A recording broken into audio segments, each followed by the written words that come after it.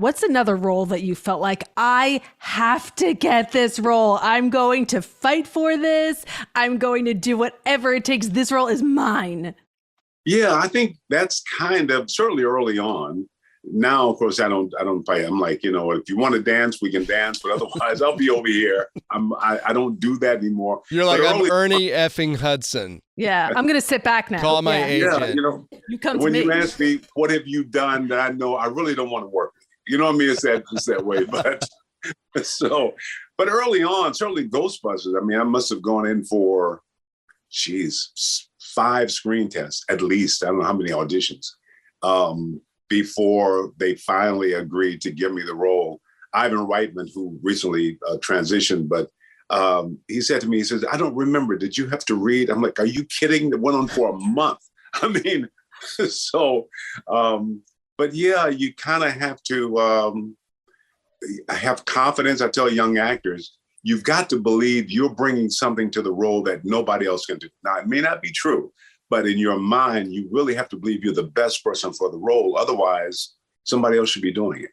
And David Steinberg did a movie called Going Berserk that I was in. But when I went in the audition, the part had already been cast. And I went in and convinced him to fire the actor and give me the part. Who was the other actor? Wow, brutal. I went in, they wanted me to read a smaller role. And I wanted to read that role, but it had already been cast. So I went in the audition and I said, you know what? I know you've already cast this part, but, and I know you probably hired a friend of yours or somebody. I mean, I don't know, but let me show you how the role should be done.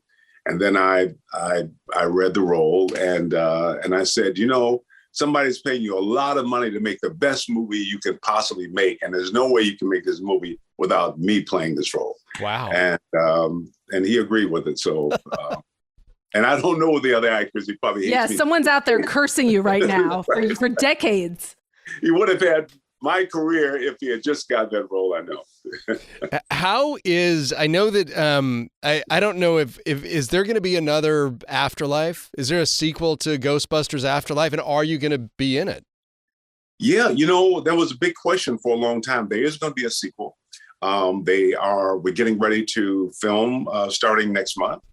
And it's a really great script. But yeah, so Gil Kenan will be directing and also was one of the writers on the script. It's a great script.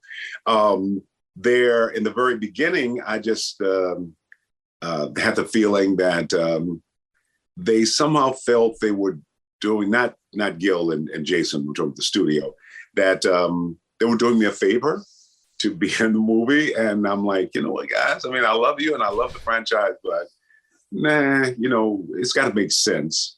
And so it took a little, I think, persuading, but I think we're almost there. I say almost because I haven't actually signed just yet.